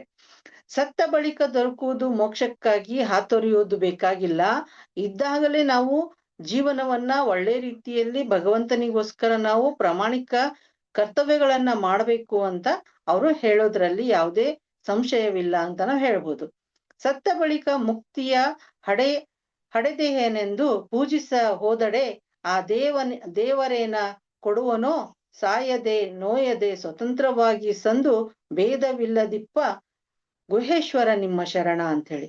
ಅಂದ್ರೆ ಸತ್ತ ಮೇಲೆ ನನಗೆ ಮುಕ್ತಿ ಸಿಗುತ್ತೋ ಬಿಡುತ್ತೋ ಅದರ ಬಗ್ಗೆ ನಾನು ಯೋಚನೆ ಮಾಡೋದನ್ನ ಬಿಟ್ಟು ನಾನು ಇದ್ದಾಗಲೇ ಅದರ ಸತ್ಕಾರ್ಯಗಳನ್ನ ಮಾಡುವುದನ್ನ ದೇವ್ರು ನೋಡ್ಬೇಕು, ಜನರಲ್ಲಿ ನಾವು ದೇವರನ್ನ ಕಾಣಬೇಕು ಅನ್ನುವಂತ ರೀತಿಯಲ್ಲಿ ಈ ಗುಹೇಶ್ವರ ಲಿಂಗದ ಶರಣರಿಗೆ ಅವ್ರು ಹೇಳ್ತಾರೆ ಅಂತ ನಾವಿಲ್ಲಿ ಹೇಳ್ಬೋದು. ಅದೇ ರೀತಿ ಶರಣರು ಯಾವುದೇ ದೇಹವನ್ನ ಮೋಕ್ಷದ ರೂಪದಲ್ಲಿ ತೆಗೆದುಕೊಂಡು ಹೋದಾಗ ಅಲ್ಲಿ ವಿನಯ ಬರಬೇಕು. ಬಹಳ ಮುಖ್ಯವಾಗಿ ವಿದ್ಯೆ ಇದ್ದವನಿಗೆ ವಿನಯ ಇರಬೇಕು ಅನ್ನುವಂಥದ್ದನ್ನ ಅವರು ಬಹಳ ಮಹತ್ವಪೂರ್ಣವಾದಂತ ಒಂದು ಮೌಲ್ಯವನ್ನ ಹೇಳ್ತಾರೆ. ಅದು ಏನು ಅಂತಂದ್ರೆ, ಅಕ್ಷರವ ಬಲ್ಲೆನೆಂದು ವೆಡಗೊಂಡು ಗೊಳ್ಳರಯ್ಯ ಗುರು ಹಿರಿಯರ ತೊರೆದು ಉಪದೇಶದಿಂದ ವಾಗ್ದ್ವೈತ ಕಲಿತು ವಾದಿಸ ಪರಲ್ಲದೆ ಆಗು ಹೋಗುವೆಂಬುದನ್ನರಿಯರು, ಭಕ್ತಿಯನ್ನರಿಯರು, ಯುಕ್ತಿಯನ್ನರಿಯರು, ಮುಕ್ತಿಯನ್ನರಿಯರು ಮತ್ತು ವಾದಕ್ಕೀಳಿಸುವರು, ಹೋದರು ಗುಹೇಶ್ವರ ಸೆಲೆ ಕಂಡು ಮಾರಿಯೇ ಅಂತ ಹೇಳಿ. ನಿಜವಾದಂತ ಆಚರಣೆಗಳನ್ನ ಕಂಡುಕೊಳ್ಳಾರ್ದನೆ ಭಕ್ತಿಯನ್ನು ಅರಿಯುವುದು ಬಹಳ ಮುಖ್ಯ, ಯುಕ್ತಿಯನ್ನ ಅರಿಯುವುದು ಬಹಳ ಮುಖ್ಯ. ಅದೇ ರೀತಿ ಮುಕ್ತಿಯ ದಾರಿಯನ್ನ ಅರಿತುಕೊಳ್ಳುವುದು ಬಹಳ ಮುಖ್ಯ. ಅದಕ್ಕೆ ನಾವು ಅಹಂಕಾರವನ್ನ ಬಿಡಬೇಕು. ಅಹಂಕಾರ ಇದ್ದಲ್ಲಿ ಯಾವುದನ್ನೂ ಸಾಧಿಸ್ಲಿಕ್ಕೆ ಸಾಧ್ಯ ಇಲ್ಲ. ಸಿದ್ಧಿಯನ್ನ ನಾವು ಮಾಡ್ಕೋಬೇಕಾದ್ರೆ ಇವೆಲ್ಲವುಗಳನ್ನ ನಾವು ಸರ್ವನಾಶ ಮಾಡಿ ಒಳ್ಳೆಯ ದಾರಿಯಲ್ಲಿ ನಡಿಬೇಕು ಅನ್ನುವಂಥದ್ದು ಇಲ್ಲಿ ಗುಹೇಶ್ವರ ಲಿಂಗವನ್ನ ಇಟ್ಕೊಂಡು ಅಲ್ಲಮ ಪ್ರಭು ದೇವರು ಅವರಿಗೆ ಹೇಳ್ತಾರೆ. ಅದೇ ರೀತಿ ಭೂಮಿ ನಿನ್ನದಲ್ಲ, ಹೇಮ ನಿನ್ನದಲ್ಲ, ಕಾಮಿನಿ ನಿನ್ನವಳಲ್ಲ, ಅವು ಜಗಕ್ಕಿಕ್ಕಿದ ವಿಧಿ ನಿನ್ನ ಒಡವೆ ಎಂಬುದು ಜ್ಞಾನರತ್ನ. ಅಂದ್ರೆ ಯಾವುದೂ ನಿನ್ನದಲ್ಲ, ಸತ್ತಾಗ ಯಾವುದೂ ನಿನ್ನ ಜೊತೆಗೆ ಬರುವುದಿಲ್ಲ, ಅದು ಜ್ಞಾನರತ್ನ ಮಾತ್ರ ಬರುವಂಥದ್ದು ಅನ್ನುವಂಥದ್ದು. ನಾವು ಇದ್ದಾಗ ಯಾವ ರೀತಿಯ ಜ್ಞಾನವನ್ನ ಸಂಪಾದಿಸಿಕೊಂಡಿದ್ದೀವಿ ಅನ್ನುವಂಥದ್ದು ಇಲ್ಲಿ ಬಹಳ ಮುಖ್ಯ ಆಗ್ತದೆ ಅಂತ. ಭೂಮಿ, ಹೇಮ, ಕಾಮಿನಿ ಇವುಗಳನ್ನೆಲ್ಲವನ್ನು ನಾವು ಇಲ್ಲೇ ಬಿಟ್ಟು ಹೋಗ್ಬೇಕಾಗ್ತದೆ. ಆದ್ರೆ ಅಂತರಂಗದ ಜ್ಞಾನ ಮತ್ತು ಆ ಜ್ಞಾನರತ್ನ ಬಹಳ ಶ್ರೇಷ್ಠವಾದದ್ದು, ಅದು ನಿಜವಾದಂತ ಸುಂದರ, ಅದು ನಿಜವಾದಂತ ಭೂಷಣ. ಅದನ್ನ ನಾವು ಧರಿಸ್ಕೊಂಡು ಅದನ್ನ ನಾವು ಅಲಂಕರಿಸಿಕೊಂಡು ಬದುಕಬೇಕು ಅಂತ ಹೇಳಿ ಇಲ್ಲಿ ಹೇಳ್ತಾ ಇದ್ದಾರೆ. ಎಲ್ಲಾ ವೃಕ್ಷಗಳಿಗಿಂತಲೂ ಭಕ್ತಿ ವೃಕ್ಷ ಬಹಳ ಶ್ರೇಷ್ಠವಾದದ್ದು ಅನ್ನುವಂತ ರೀತಿಯಲ್ಲಿ ಮೋಕ್ಷದ ಫಲವೇ ಆಗಿರ್ಬೇಕು ಅನ್ನುವಂಥದ್ದನ್ನ ಅವರು ಹೇಳ್ತಾರೆ. ಒಬ್ಬ ಮೋಕ್ಷವನ್ನ ಪಡಿಬೇಕಾಗಿರುವಂತ ಸಾಧಕನಿಗೆ ಪರಮಜ್ಞಾನ, ಗುರುಭಕ್ತಿ, ಲಿಂಗ ಭಕ್ತಿ, ಜಂಗಮ ಭಕ್ತಿ ಇವು ಬಹಳ ಮುಖ್ಯ ಆಗಿರ್ತವೆ ಅಂತ ಹೇಳಿ ಇಲ್ಲಿ ಹೇಳಿಕ್ ಬಯಸ್ತಾ ಇದ್ದಾರೆ. ಅದೇ ರೀತಿ ಬೇರೆ ಬೇರೆಯವರ ವಚನಗಳನ್ನ ನಾವು ನೋಡೋದಾದ್ರೆ ಚನ್ನಬಸವಣ್ಣನವರ ವಚನವನ್ನ ತೆಗೆದುಕೊಂಡಾಗ, ಅಯ್ಯ ಸದಾಚಾರ ಸದ್ಭಕ್ತಿ ಇಲ್ಲದ ಗುರುತ್ವ ಉಂಟೇನೋ ಮರುಳೆ, ಸದಾಚಾರ ಸದ್ಭಕ್ತಿ ಇಲ್ಲದ ನಿಜಲಿಂಗ ಉಂಟೇನೋ ಮರುಳೆ, ಸದಾಚಾರ ಸದ್ಭಕ್ತಿ ಇಲ್ಲದ ಶರಣತ್ವ ಉಂಟೇನೋ ಮರುಳೆ. ಗುಹೇಶ್ವರ ಲಿಂಗದಲ್ಲಿ ಸದಾಚಾರ ಸದ್ಭಕ್ತಿ ಇಲ್ಲದೆ ನಿಜ ಮೋಕ್ಷ ಉಂಟೆ ಚನ್ನಬಸವಣ್ಣ ಅಂತ ಹೇಳಿ ಚನ್ನಬಸವಣ್ಣನವರಿಗೆ ಹೇಳುವಂಥದ್ದು. ಅಂದ್ರೆ ಜ್ಞಾನವನ್ನ ನಾವು ಯಾವ ರೀತಿ ಪಡೆದುಕೊಳ್ಬೇಕು, ಸದಾಚಾರವನ್ನ ನಾವು ಯಾವ ರೀತಿ ಪಡೆದುಕೊಳ್ಬೇಕು, ಸದ್ಭಕ್ತಿಯನ್ನ ನಾವು ಯಾವ ರೀತಿ ಪಡ್ಕೋಬೇಕು ಅನ್ನುವಂಥದ್ದನ್ನ ಇಲ್ಲಿ ಸಂಭಾಷಣೆ ರೂಪದಲ್ಲಿ ಚನ್ನಬಸವಣ್ಣ ಮತ್ತು ಅಲ್ಲಮ ಪ್ರಭು ದೇವರು ಇಬ್ಬರು ಸಂಭಾಷಣೆಯನ್ನ ಮಾಡುವಂಥದ್ದನ್ನ ನಾವು ನೋಡ್ತೀವಿ. ಸತ್ಯ ಇರ್ಬೇಕು, ಸದಾಚಾರ ಇರ್ಬೇಕು, ಸದ್ಭಕ್ತಿ ಇರ್ಬೇಕು, ಸತ್ಕ್ರಿಯೆ ಇರ್ಬೇಕು, ಅದರ ಜೊತೆಗೆ ಸಮ್ಮಕ್ಯ ಜ್ಞಾನ ಇರ್ಬೇಕು ಅನ್ನುವಂಥದ್ದನ್ನ ಅವರು ಈ ವಚನದ ಮೂಲಕ ತಿಳಿಸಿ ಹೇಳುವಂತ ಪ್ರಯತ್ನವನ್ನ ಮಾಡಿದ್ದಾರೆ. ಅಷ್ಟೇ ಅಲ್ಲದೇನೆ ನಂಬರು ನಚ್ಚರು ಬರೆದೇ ಕರೆವರು, ನಂಬಲರಿಯರು ಈ ಲೋಕದ ಜನರು, ನಂಬಿ ಕರೆದೊಡೆ ಓ ಎನ್ನನೆ ಶಿವನು, ನಂಬದೆ ನಚ್ಚದೆ ಬರಿದೇ ಕರೆವರ, ಕೊಂಬು ಮೆಟ್ಟಿ ಕೂಗೆಂದ ಕೂಡಲ ಸಂಗಮ ದೇವ ಅಂತ. ಬಸವಣ್ಣನವರ ವಚನದಲ್ಲಿ ನಂಬಿಕೆ ಅನ್ನುವಂತ ಮೌಲ್ಯವನ್ನ ಎತ್ತಿ ಹಿಡಿತಾರೆ. ನಂಬಿಕೆ ಇಲ್ಲದಾಗ ದೇವರು ಕೂಡ ನಮಗೆ ಒಲಿಯುವುದಿಲ್ಲ, ಆ ಲಿಂಗ ದೇವನು ಕೂಡ ನಮಗೆ ಒಲಿಯುವುದಿಲ್ಲ ಅನ್ನುವಂತ ರೀತಿಯಲ್ಲಿ ತಮಗೆ ಪರಿಶುದ್ಧ ಭಕ್ತಿ ಬೇಕು, ಅಲ್ಲಿ ಆಸೆ ಆಮಿಷಗಳಿಗೆ ಯಾವುದೇ ಬೆಲೆ ಇಲ್ಲ ಅನ್ನುವಂಥದ್ದನ್ನ ಬಸವಣ್ಣನವರ ವಚನದಲ್ಲಿ ನಾವು ನೋಡ್ತೀವಿ. ತಮಗೆ ಪರಿಶುದ್ಧತೆ ಭಕ್ತಿ ಸುಬುದ್ಧಿಗಳನ್ನ ನೀಡಲಿ ಅಂತ ಹೇಳಿ ಇಲ್ಲಿ ಪ್ರಾರ್ಥನೆಯನ್ನ ಮಾಡ್ಕೊಳ್ತಾರೆ ಅಂತ. ಈ ಮೌಲ್ಯಗಳು ಅನುಸಂಧಾನದಿಂದ ಮನುಷ್ಯನಲ್ಲಿ ಪ್ರಾಣಿಯ ಶಕ್ತಿಯು ಬಿಟ್ಟು ಹೋಗಿ ಈಶನ ಶಕ್ತಿ ಬರ್ತದೆ ಅಂತ, ಅಂದ್ರೆ ಪರಮಾತ್ಮನ ಶಕ್ತಿ ಇಲ್ಲಿ ಬರ್ತದೆ ಅನ್ನುವಂಥದ್ದನ್ನ ಹೇಳ್ತಾರೆ. ಅದೇ ರೀತಿ ವಿಷಯವೆಂಬ ಹಸುರನ್ನ ಮುಂದೆ ತಂದು ಪಸರಿಸಿದೆನಯ್ಯ, ಪಶುವೇನು ಬಲ್ಲದು ಹಸುರೆಳಿಸಬಹುದು, ವಿಷಯ ರಹಿತ ಮಾಡಿ ಭಕ್ತಿರಸವ ದಣಿಯೇ ಮೇಯಿಸಿ, ಸುಬುದ್ಧಿ ಎಂಬ ಉದಕವ ನೆರೆದು ನೋಡಿಸಲು ಅಯ್ಯ ಕೂಡಲ ಸಂಗಮ ದೇವ ಅಂತ ಹೇಳಿ. ಪಂಚ ಐವರು ಭಕ್ತರಾಗಬೇಕಾದರೆ ಆಸೆಗಳು ಮೊದಲು ಹೋಗಬೇಕು, ಸಂತೃಪ್ತಿ ಭಾವ ಮೂಡಬೇಕು, ಆಮಿಷ್ಯ ದೂರವಾಗ್ಬೇಕು, ಹುಸಿ ಇಲ್ಲದಿರ್ಬೇಕು, ಸತ್ಯದ ಹಾದಿಯಲ್ಲಿ ನಡಿಬೇಕು, ವಿಷಯ ಬಿಡ್ಬೇಕು, ಈಶನ ನೆನೆದು ಅವ್ರ ಜೊತೆ ಕೂಡ್ಕೋಬೇಕು ಅನ್ನುವಂತಹ ಭಾವನೆಯನ್ನ ಇಲ್ಲಿ ಹೇಳ್ತಾರೆ. ಅಂತರಂಗದ ಶುದ್ಧಿಯನ್ನ ಅದಕ್ಕೆ ಬಹಳ ಪ್ರಾಮುಖ್ಯತೆಯನ್ನ ಕೊಡ್ತಾರೆ. ಚಿಂತನೆ, ಶ್ರೇಷ್ಠ ಗುಣಗಳು, ಸಮಾಧಾನವಾಗಿರುವಂತದ್ದು ಬಹಳ ಮುಖ್ಯ ಅನ್ನುವಂತ ರೀತಿಯಲ್ಲಿ ಕೂಡಲ ಸಂಗಮನ ದೇವರಲ್ಲಿ ಪ್ರಾರ್ಥನೆಯನ್ನ ಮಾಡ್ಕೊಳ್ತಾರೆ ಬಸವಣ್ಣನವರು ಅಂತ ನಾವ್ ಹೇಳ್ಬೋದು. ಅವ್ರದ್ದು ಇನ್ನೊಂದು ವಚನವನ್ನ ತೆಗೆದುಕೊಂಡಾಗ, ಆಸೆ ಆಮಿಷ್ಯ ತಾಮಸ ಹುಸಿ ವಿಷಯ ಕುಟಿಲ ಕುಹಕ ಕ್ರೋಧ ಕ್ಷುದ್ರ ಮಿಥ್ಯ ಇವನ್ನೆಲ್ಲ ನಾಲಿಗೆಯ ಮೇಲಿದ್ದಂತ ತೆಗೆದು ಕಳೆಯಯ್ಯ, ಅದಕ್ಕೆಂದಡೆ ನಿನ್ನತ್ತಲೆನ್ನ ಬರಲಿಯುವುದು ಇದು ಕಾರಣ, ಇವೆಲ್ಲ ಕಳೆದು ಎನ್ನ ಪಂಚೈವರ ಭಕ್ತರ ಮಾಡು ಕೂಡಲ ಸಂಗಮ ದೇವ ಅಂತ ಹೇಳಿ. ಅಂದ್ರೆ ನಾಲಿಗೆಯಿಂದ ನಾನು ಕೆಟ್ಟ ನುಡಿಗಳನ್ನ ನುಡಿಯುವುದನ್ನ ನಿಲ್ಲಿಸ್ಬೇಕು. ಶಿವನನ್ನ ಒಲಿಸ್ಕೋಬೇಕಾದ್ರೆ ನಾನು ಒಳ್ಳೆ ನುಡಿಗಳನ್ನ ನುಡಿಬೇಕು, ಸದ್ಭಕ್ತಿಯನ್ನ ನಾನು ಅಲ್ಲಿ ತೋರಿಸ್ಬೇಕು. ಆಮೇಲೆ ಭಕ್ತಿಯ ದಾಹವನ್ನ ಇಟ್ಕೋಬೇಕು, ಅದರಿಂದ ನಿರಾಕಾರ ರೂಪವನ್ನ ನಾನು ಕಾಣ್ಬೇಕು ಅನ್ನುವಂತ ರೀತಿಯಲ್ಲಿ ದಾಸೋಹ ಅನ್ನುವಂಥದ್ದು ಕೂಡ ಒಂದು ಬಹಳ ಶ್ರೇಷ್ಠವಾಗಿರುವಂತಹ ಮೌಲ್ಯ. ಆ ಶ್ರೇಷ್ಠವಾಗಿರುವಂತಹ ಮೌಲ್ಯವನ್ನ ನಾವು ಪಾಲಿಸ್ಬೇಕು ಅಂತ ಹೇಳಿ ಬಸವಣ್ಣನವರು ಪರೋಕ್ಷವಾಗಿ ಹೇಳಿದ್ರು ಕೂಡ ಅದು ಬಹಳ ಸತ್ಯವಾಗಿರುವಂತಹ ಮಾತು ಅಂತ ನಾವಿಲ್ಲಿ ಪರಿಗಣನೆಗೆ ತೆಗೆದುಕೊಳ್ತೀವಿ. ಅದೇ ರೀತಿ ಬೇರೆ ಬೇರೆ ವಚನಗಳನ್ನ ನೋಡದಲ್ಲಿ ಬಸವಣ್ಣನವರು ಅಷ್ಟೇ ಅಲ್ದೇನೆ ಮತ್ತಿತರ ಶರಣರು ಕೂಡ ಆ ಮೌಲ್ಯಗಳನ್ನ ಎತ್ತಿ ಹಿಡಿಯುವಂತಹ ಕೆಲಸವನ್ನ ಮಾಡಿದ್ದಾರೆ ಅಂತ ನಾವಿಲ್ಲಿ ಹೇಳ್ಬೋದು. ಮಾರಿ ಮಸಣಿ ಎಂಬುದು ಬೇರಿಲ್ಲ ಕಾಣಿರೋ, ಮಾರಿ ಎಂಬುದೇನು ಕಂಗಳು ತಪ್ಪಿ ನೋಡಿದಡೆ ಮಾರಿ, ನಾಲಿಗೆ ತಪ್ಪಿ ನುಡಿದರೆ ಮಾರಿ, ಕೂಡಲ ಸಂಗಮ ದೇವರ ನೆನೆ ಮಾರಿದಡೆ ಮಾರಿ ಅನ್ನುವಂಥದ್ದು. ಅಂದ್ರೆ ಬಸವಣ್ಣನವರ ವಚನಗಳು ಕೂಡ ಇಲ್ಲಿ ಮತ್ತೆ ಮತ್ತೆ ಹೇಳ್ತಾ ಇರ್ತವೆ. ಅದು ಏನು ಅಂತಂದ್ರೆ, ಮಾರಿ ಮಸಣಿ ಎಂಬುದು ಬೇರಿಲ್ಲ ಕಾಣಿರೋ, ಅಂದ್ರೆ ದೈವಿ ಶಕ್ತಿಯನ್ನ ಮರೆತು ದಾನವನಾಗುವುದನ್ನ ನಾವು ಬಿಡ್ಬೇಕು ಅನ್ನುವಂಥದ್ದನ್ನ ಕೂಡ ನಾವಿಲ್ಲಿ ಹೇಳಲಿಕ್ಕೆ ಸಾಧ್ಯ ಇದೆ ಅಂತ.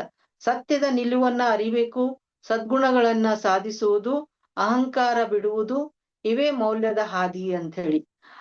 ಈ ಹಾದಿಯನ್ನ ಬಿಟ್ಟು ಆನೆಯ ಮೇಲೆ ಹೋದರೆ ಫಲವಿಲ್ಲ, ಕುದುರೆ ಏರಿ ಹೋದರೆ ಫಲವಿಲ್ಲ, ಅದಕ್ಕೆ ಯಾವುದೇ ರೀತಿ ಬೆಲೆ ಸಿಗೋದಿಲ್ಲ ಅನ್ನುವಂತ ರೀತಿಯಲ್ಲಿ ಅವರು ಹೇಳ್ತಾರೆ ಅನ್ನುವಂಥದ್ದನ್ನ ನಾವಿಲ್ಲಿ ಕಂಡ್ಕೋಬಹುದು. ಇನ್ನು ಬಹಳಷ್ಟು ವಚನಗಳನ್ನ ನಾವು ನೋಡ್ಲಿಕ್ಕೆ ಸಾಧ್ಯ ಇದೆ. ಒಂದು ವಚನವನ್ನ ನಾವಿಲ್ಲಿ ಮತ್ತೊಂದು ವಚನವನ್ನ ನೋಡೋದಾದ್ರೆ, ಸತ್ಯವನ್ನು ಹೊಂದಿರುವಂಥದ್ದು, ಅರಿವನ್ನ ಉಳ್ಳಂಥದ್ದು, ಭಾವಶುದ್ಧಿಯನ್ನ ಮಾಡ್ಕೋಬೇಕಾಗಿರುವಂಥದ್ದು ಬಹಳ ಮುಖ್ಯ ಅನ್ನುವಂತ ರೀತಿಯಲ್ಲಿ ವಚನ ಮುಂದುವರಿತದೆ. ಸತ್ಯ ಉಳ್ಳವರಿಗೆ ನಿತ್ಯ ನಿಯಮದ ಹಂಗೆ ಕೈಯ, ಅರಿವುಳ್ಳವರಿಗೆ ಅಗ್ಗವಣಿಯ ಹಂಗೆ ಕೈಯ, ಮನಶುದ್ಧ ಉಳ್ಳವರಿಗೆ ಮಂತ್ರದ ಹಂಗೆ ಕೈಯ, ಭಾವಶುದ್ಧ ಉಳ್ಳವರಿಗೆ ಪತ್ರಿಯ ಹಂಗೆ ಕೈಯ, ನಿಮ್ಮ ನಂದ ಶರಣರಿಗೆ ನಿಮ್ಮ ಹಂಗೆ ಕೈಯ ಕೂಡಲ ಚನ್ನ ಸಂಗಮ ದೇವ ಅಂತ ಹೇಳಿ. ಅಂದ್ರೆ ಇಲ್ಲಿ ಸತ್ಯವನ್ನು ಅರಿವಿನಿಂದ ಹೇಳ್ಬೇಕು, ಭಾವಶುದ್ಧಿಯಿಂದ ನಾವು ಮಾತಾಡ್ಬೇಕು, ಮನಶುದ್ಧವನ್ನ ಇಟ್ಕೊಂಡು ಮಾತಾಡ್ಬೇಕು, ಅವರೇ ಶಿವನನ್ನ ಒಲಿಸ್ಕೊಳ್ಳಿಕ್ಕೆ ಸಾಧ್ಯ ಅನ್ನುವಂತ ರೀತಿಯಲ್ಲಿ ಈ ವಚನ ಮುಂದುವರಿಯುತ್ತದೆ. ಇನ್ನೊಂದು ವಚನವನ್ನ ಸಾಕ್ಷಿಯಾಗಿ ಇಟ್ಕೊಳ್ಳೋದಾದ್ರೆ, ಸತ್ಯವೇ ಗುರು, ಸದಾಚಾರವೇ ಶಿಷ್ಯ, ಅರುಹಿಗೆ ಲಿಂಗ, ಕೂಡಲ ಚನ್ನ ಸಂಗಮ ದೇವ ನೀ ಸಾಕ್ಷಿಯಾಗಿ. ಅಂದ್ರೆ ನಿನ್ನನ್ನ ಸಾಕ್ಷಿಯಾಗಿ ಇಟ್ಕೊಂಡು ನಾನು ಸತ್ಯವನ್ನೇ ಗುರುವಾಗಿಸ್ಕೊಳ್ತೀನಿ ಅಂತ, ಯಾವುದೇ ಸಂಶಯವನ್ನ ಇಟ್ಕೊಳ್ಳಾರ್ದನೆ ಖಚಿತವಾಗಿ ಆ ಅರಿವಿನ ಬೆಳಕಲ್ಲಿ ನಾನು ಮುಂದೆ ನಡೆಯುತ್ತೇನೆ ಅನ್ನುವಂಥದ್ದನ್ನ ಇಲ್ಲಿ ಹೇಳ್ತಾರೆ. ಅದೇ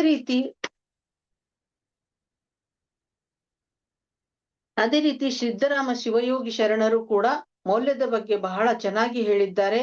ಒಬ್ಬರ ಮನ ನೋಯಿಸಿ ಒಬ್ಬರ ಮನ ಘಾತವ ಮಾಡಿ, ಗಂಗೆಯ ಮುಳುಗಿದಡೆ ನಾಗುವುದಯ್ಯ, ಚಂದ್ರನು ಗಂಗೆಯ ತಡಿಯಲಿದ್ದಡೇನು ಕಳಂಕ ಬಿಡದಾಯಿತಯ್ಯ.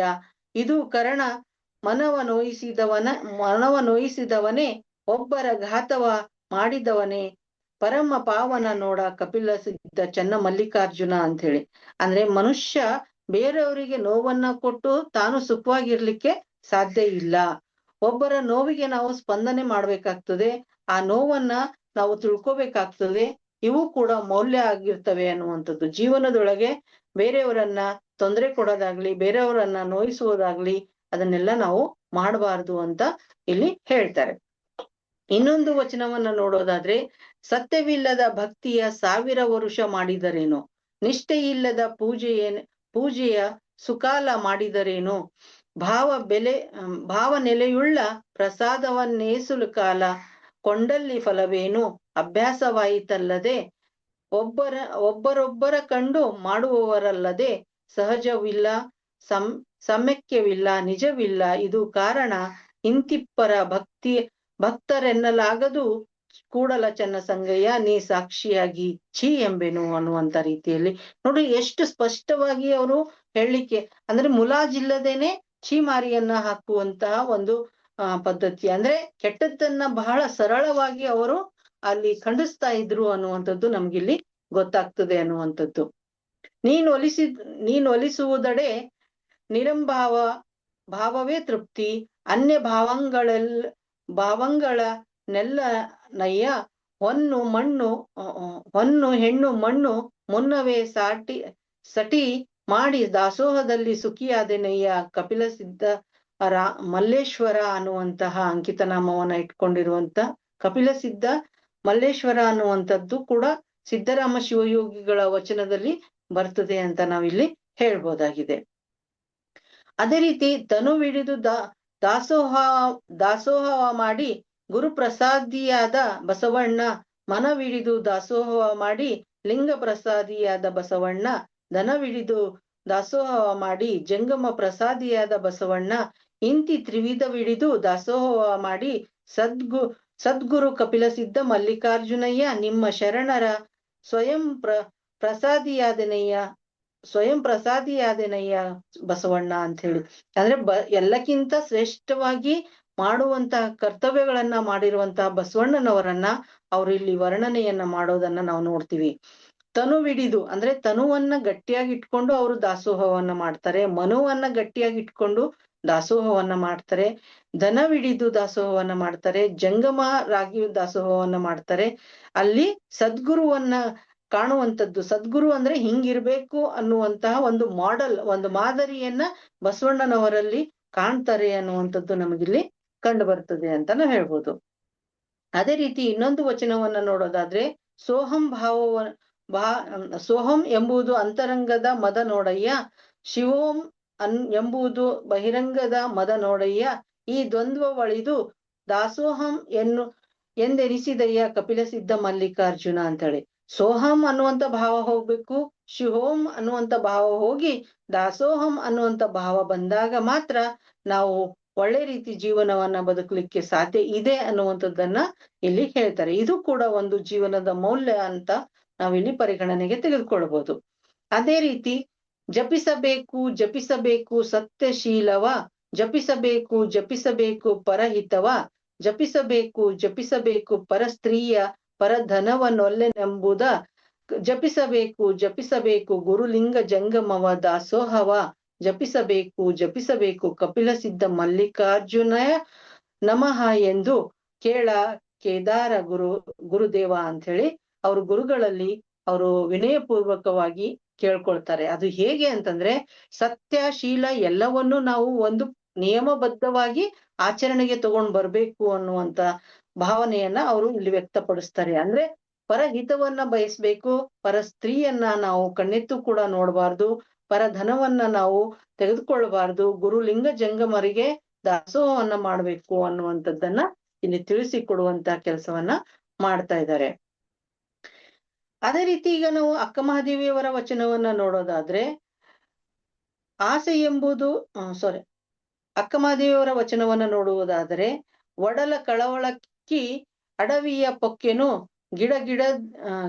ಗಿಡುಗಿದಪ್ಪದೆ ಬೇಡಿದೆ ನಯ್ಯ ಅಂಗಕ್ಕೆಂದು, ಅವು ನೀಡಿದವು ತಮ್ಮ ಲಿಂಗಕ್ಕೆಂದು, ಆನು ಬೇಡಿ ಭವಿಯಾದೆನು ಅವು ನೀಡಿ ಭಕ್ತವಾದವು, ಇನ್ನು ಬೇಡಿದೆನಾದಡೆ ಚೆನ್ನಮಲ್ಲಿಕಾರ್ಜುನ ನಿಮ್ಮಾಣೆ ಅಂತೇಳಿ.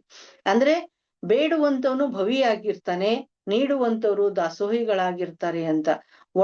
ಒಡಲಿನ ಒಂದು ಹಸಿವನ್ನ ತೀರಿಸ್ಕೊಳ್ಳಲಿಕ್ಕೆ ನಾನು ಬೇಡಿದೆ, ಆದ್ರೆ ಗಿಡಗಳೆಲ್ಲವೂ ನನಗೆ ಕೊಟ್ಟು ಅವು ಭಕ್ತರನ್ನ ಆಗಿ ಮಾಡಿಸ್ಕೊಂಡು ಅನ್ನುವಂತ ರೀತಿಯಲ್ಲಿ ಅಕ್ಕ ಮಹಾದೇವಿಯವರು ಕೂಡ ಹೇಳ್ತಾರೆ. ಇಲ್ಲಿ ಏನೇನ್ ಬೇಕು ಅಂತಂದ್ರೆ, ಕ್ಷಮೆ ಬೇಕು, ದಮೆ ಬೇಕು, ಶಾಂತಿ ಬೇಕು, ಸೈರಣೆ ಬೇಕು ಅನ್ನುವಂತ ಒಂದು ಆಶಾಭಾವನೆಯನ್ನ ಅಕ್ಕ ಮಹಾದೇವಿಯವರು ಇಲ್ಲಿ ದಾಖಲಿಸಿದ್ದಾರೆ ಅನ್ನುವಂಥದ್ದನ್ನ ನಾವು ನೋಡಬಹುದು. ಅದೇ ರೀತಿ ಐದಕ್ಕಿ ಲಕ್ಕಮ್ಮನವರು ಕೂಡ ಒಂದು ವಚನದಲ್ಲಿ ಹೀಗೆ ಹೇಳ್ತಾರೆ, ಆಸೆ ಎಂಬುದು ಅರಸಿಂಗಲ್ಲದೆ ಶಿವಭಕ್ತರಿಗುಂಟೆ ಅಯ್ಯ, ರೋಷವೆಂಬುದು ಯಮದೂತರಿಗಲ್ಲದೆ ಅಜಾತರಿಗುಂಟೆ ಅಯ್ಯ, ಈ ಸಖಿಯ ಆಸೆ ನಿಮಗೇಕೆ ಈಶ್ವರನೊಪ್ಪ ಮಾರಯ್ಯ ಪ್ರಿಯ ಅಮರೇಶ್ವರ ಲಿಂಗ ದೂರ ಮಾರಯ್ಯ ಅಂಥೇಳಿ. ಅಂದ್ರೆ ಆಸೆ ಎಂಬುದು ಶರಣರಿಗೆ ಇರಬಾರ್ದು. ರೋಷ ಅನ್ನುವಂಥದ್ದು ಅದು ಯಮದೂತರ ಲಕ್ಷಣ. ಅದಕ್ಕೆ ನಾವು ಬಹಳಷ್ಟು ಅಕ್ಕಿಯ ಆಸೆಯನ್ನ ಮಾಡದೆ ನಾವು ನಮಗೆ ಎಷ್ಟು ಬೇಕೋ ಅಷ್ಟನ್ನೇ ಇಟ್ಕೊಂಡು ನಾವು ಮಾರಯ್ಯ ಪ್ರಿಯ ಅಮರೇಶ್ವರ ಲಿಂಗಕ್ಕೆ ಅದನ್ನೆಲ್ಲ ಅರ್ಪಿಸೋಣ ಅನ್ನುವಂತ ರೀತಿಯಲ್ಲಿ ಅವರು ಹೇಳುವುದನ್ನ ನಾವು ನೋಡ್ತೀವಿ. ಇನ್ನೊಂದು ಅವರ ವಚನವನ್ನ ನೋಡೋದಾದ್ರೆ, ಕಾಯಕ ನಿಂದಿತ್ತು ಹೋಗಯ್ಯ ಎನ್ನಾಳ್ದನೆ ಭಾವಶುದ್ಧಿಯಾಗಿ ಮಹಾಶರಣರ ತಿಪ್ಪೆಯ ತಪ್ಪಲ ಅಕ್ಕಿಯ ತಂದು ನಿಶ್ಚಯಿಸಿ ಮಾಡಬೇಕು ಮಾರಯ್ಯ ಪ್ರಿಯ ಅಮರೇಶ್ವರ ಲಿಂಗಕ್ಕೆ ಬೇಗ ಹೋಗಯ್ಯ ಮಾರಯ್ಯ ಅಂತೇಳಿ. ಅಂದ್ರೆ ಕಾಯಕವನ್ನ ಮಾಡ್ಲಿಕ್ಕೆ ಒಂದು ಸಮಯವನ್ನ ನೋಡ್ಬೇಕು, ಸಮಯದ ಒಂದು ಪರಿಜ್ಞಾನ ನಮಗೆ ಇರ್ಬೇಕು ಅನ್ನುವಂತ ರೀತಿಯಲ್ಲಿ ಐದಕ್ಕೆ ಲಕ್ಕಮ್ಮ ಅವರು ತನ್ನ ಪತಿಗೆ ಹೇಳುವಂತಹ ಒಂದು ಬುದ್ಧಿ ಮಾತನ್ನ ನಾವಿಲ್ಲಿ ನೋಡ್ಬಹುದಾಗ್ತದೆ. ಅದೇ ರೀತಿ ಕೈಲಾಸದಿಂದ ದಾಸೋಹ ಪದೇ ಪದೇ ಶ್ರೇಷ್ಠವಾಗಿ ಕಾಣುವಂತಹ ಶರಣೆ ಕಾಯಕ ಜೀವಿಸಿರುವ ಈ ನೆಲೆಯನ್ನ ನಾವು ನಿಜವಾಗಿ ಕೈಲಾಸವನ್ನಾಗಿ ಮಾಡಿಸ್ಲಿಕ್ಕೆ ಸಾಧ್ಯ ಇದೆ ಅನ್ನುವಂಥದ್ದನ್ನ ನಾವಿಲ್ಲಿ ನೋಡ್ಬೋದು. ಭಕ್ತಿ ಎಂಬುದು ಅಹಂಕಾರದಿಂದ ಮಾಡುವುದಲ್ಲ ಅನ್ನುವಂಥದ್ದನ್ನ ಕೂಡ ಇಲ್ಲಿ ಐದಕ್ಕಿ ಲಕ್ಕಮ್ಮನವರು ಹೇಳ್ತಾರೆ. ಗರ್ವದಿಂದ ಮಾಡುವ ಭಕ್ತಿ ದ್ರವ್ಯದ ಕೇಡು, ನಡೆಯಿಲ್ಲದ ನುಡಿ ಅರಿವಿಂಗೆ ಹಾನಿ, ಕೊಡದೆ ತ್ಯಾಗಿ ಎನಿಸಿಕೊಂಬುದು ಮುಡಿ ಇಲ್ಲದ ಶೃಂಗಾರ, ದೃಢವಿಲ್ಲದ ಭಕ್ತಿಯ ಅಡಿ ಒಡೆದ ಕುಂಭದಲ್ಲಿ ಸುಜಲವ ತುಂಬಿದಂತೆ ಮಾರಯ್ಯ ಪ್ರಿಯ ಅಮರೇಶ್ವರ ಲಿಂಗವ ಮುಟ್ಟಿದ ಭಕ್ತಿ ಅಂತ ಹೇಳಿ. ಅಂದ್ರೆ ಗರ್ವದಿಂದ ಮಾಡಿರುವಂತ ಭಕ್ತಿಯೂ ಕೂಡ ನಡೆಯುವುದಿಲ್ಲ ದೇವರಿಗೆ ಅನ್ನುವಂತ ರೀತಿಯಲ್ಲಿ ಹೇಳ್ತಾರೆ. ಅಂದ್ರೆ ಭಕ್ತಿ ಅನ್ನುವಂಥದ್ದು ಮನಸ್ಸಿನಿಂದ ಮಾಡಬೇಕೇ ಹೊರತು ಯಾವುದೇ ಅಹಂಕಾರ, ಅದು ಧನದ ಅಹಂಕಾರ ಆಗಿರ್ಬೋದು, ದ್ರವ್ಯದ ಅಹಂಕಾರ ಆಗಿರ್ಬೋದು, ಅಥವಾ ತನುವಿನ ಅಹಂಕಾರ ಆಗಿರ್ಬೋದು, ಬೇರೆ ಯಾವುದೇ ರೀತಿಯ ಅಹಂಕಾರ ಇದ್ರೂ ಕೂಡ ಅಲ್ಲಿ ಅದು ಶಿವನಿಗೆ ಅರ್ಪಿತ ಆಗೋದಿಲ್ಲ ಅನ್ನುವಂತ ರೀತಿಯಲ್ಲಿ ಹೇಳ್ತಾರೆ ಅಂತ. ಶರಣೆ ಅಕ್ಕಮ್ಮ ಅವರು ಅವರ ವಚನವನ್ನ ನೋಡೋದಾದ್ರೆ, ಹಸಿ ಮಸಿ ಕೃಷಿ ವಾಣಿಜ್ಯ ಮುಂತಾದ ಕಾಯಕವ ಮಾಡಿ ಭಕ್ತರ ಪಡುಗ ಪಾದತ್ರಾಣ ಅಪರಿ ಬಾಗಿಲು ಬೊಕ್ಕಸ ಬೈದ ಮುಂತಾದ ಕಾಯಕವ ಮಾಡಿಕೊಂಡು ವ್ರತಕ್ಕೆ ಉಣಿವಿಲ್ಲದೆ ಮಾಡುವ ಕೃತ್ಯಕ್ಕೆ ಕಡೆಯಾಗದೆ ಈ ಭಕ್ತಿಯ ಅಂಗಳ ಅವಿಮುಕ್ತ ಕ್ಷೇತ್ರ ಆತ ಮನೆಯ ಆಚಾರವೇ ಪ್ರಾಣವಾದ ರಾಮೇಶ್ವರ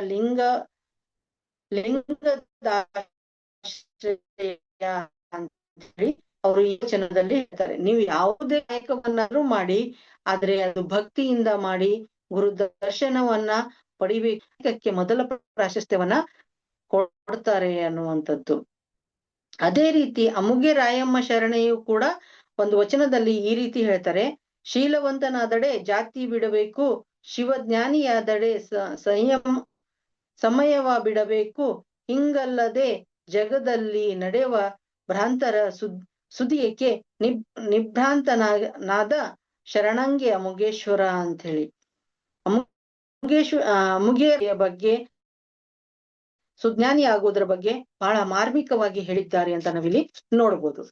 ಅದೇ ರೀತಿ ಮೊಳಗೆ ಮಹಾದೇವಮ್ಮನವರ ವಚನದಲ್ಲಿಯೂ ಕೂಡ ಮೌಲ್ಯಗಳು ಇದಾವೆ ಅನ್ನುವಂಥದ್ದನ್ನ ನಾವು ನೋಡೋದಾದ್ರೆ, ನೀರು ನೆಲೆ ಇಲ್ಲದೆ ಇರಬಹುದೇ, ಬೀಜ ನೆಲೆ ಇಲ್ಲದೆ ಹುಟ್ಟಬಹುದೇ, ಜ್ಞಾನ ಕ್ರಿಯೆ ಇಲ್ಲದೆ ಅರಿಯಬಹುದೇ, ಚಿತ್ತವಿಲ್ಲದೆ ವಸ್ತು ಲಕ್ಷಿಸಿ ಗ್ರಹಿಸಬಲ್ಲದೆ, ಇಂತಿ ಕ್ರಿಯೆ ಜ್ಞಾನ ಸಂಬಂಧ ಸ್ಥಳ ಭಾವ ಎನ್ನಯ್ಯ ಪ್ರಿಯ ಇಮ್ಮಡಿ ನಿಷ್ಕಳಂಕ ಮಲ್ಲಿಕಾರ್ಜುನನಲ್ಲಿ ಉಭಯ ಸ್ಥಳ ಭೇದ ಅನ್ನುವಂತ ರೀತಿಯಲ್ಲಿ ಅವರು ತಮ್ಮ ವಚನದಲ್ಲಿ ಹೇಳಿರುವಂತದ್ದನ್ನ ನಾವು ನೋಡಬಹುದು.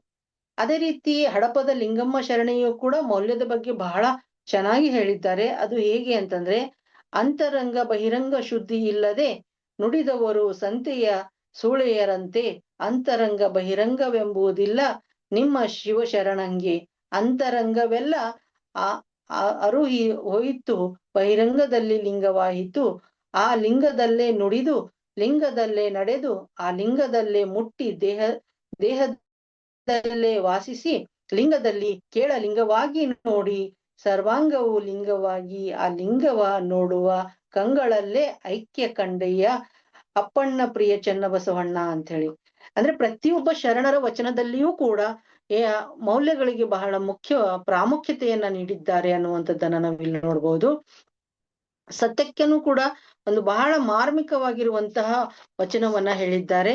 ಲಂಚ ವಂಚಕ್ಕೆ ಕೈಯಾದ ಭಾಷೆ ಕೈಯಾನಾದ ಭಾಷೆ ಬಟ್ಟೆಯಲ್ಲಿ ಹೊನ್ನು ವಸ್ತ್ರ ಬಿದ್ದಿದ್ದರೆ ನಾ ಕೈ ಮುಟ್ಟಿ ಎತ್ತಿದನಾದರೆ ನಿಮ್ಮ ಆಣೆ ನಿಮ್ಮ ಪ್ರಮಥರಾಣೆ ಅನ್ನುವಂತ ರೀತಿಯಲ್ಲಿ.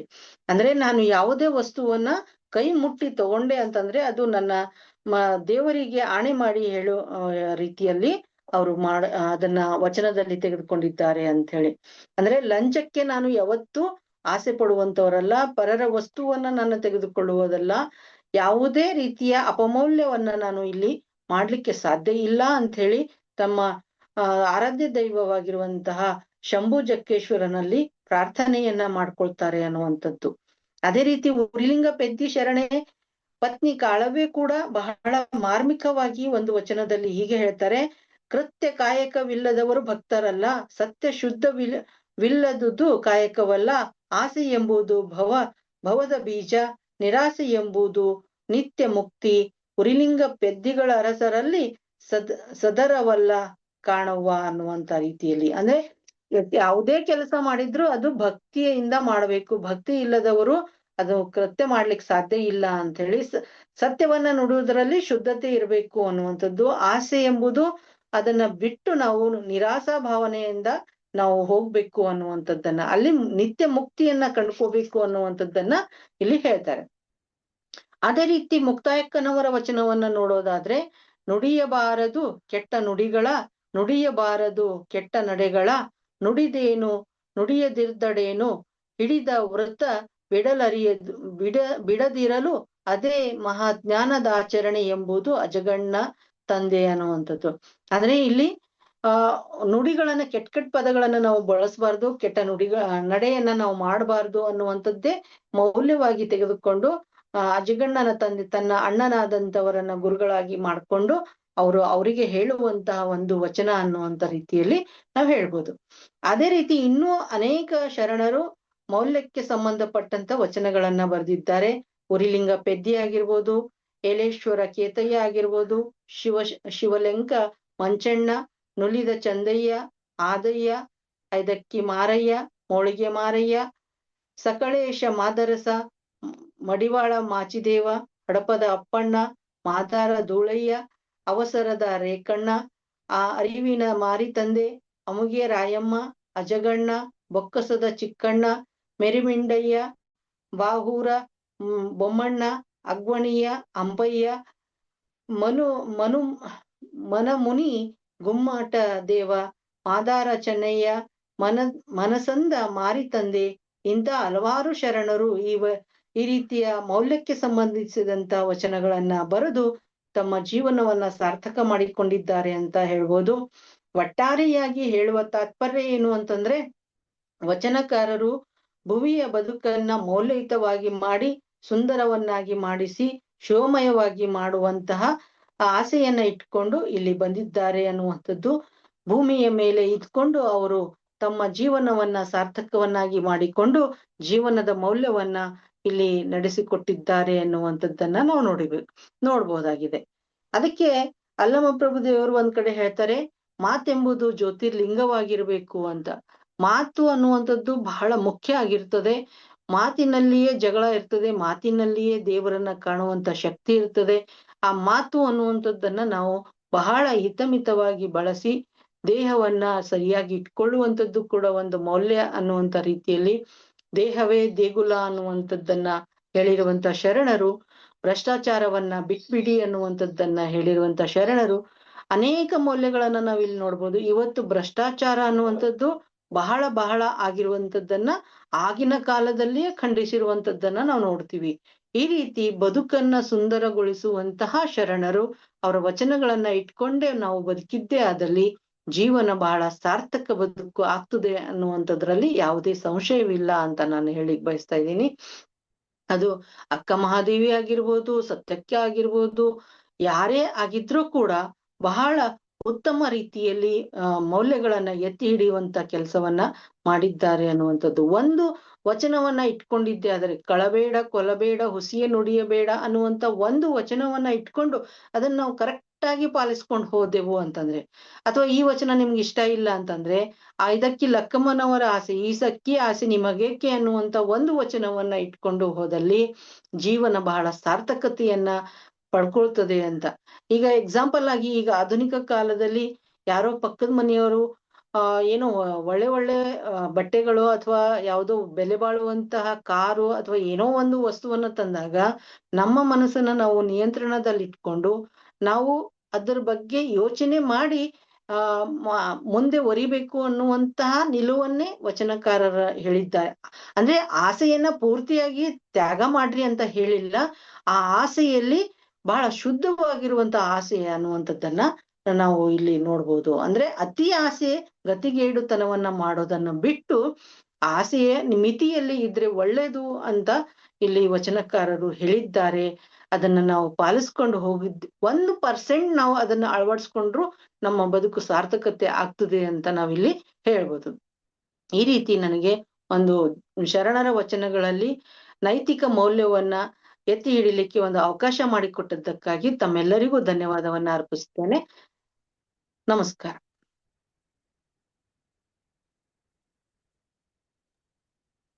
ಧನ್ಯವಾದಗಳು ಮೇಡಮ್.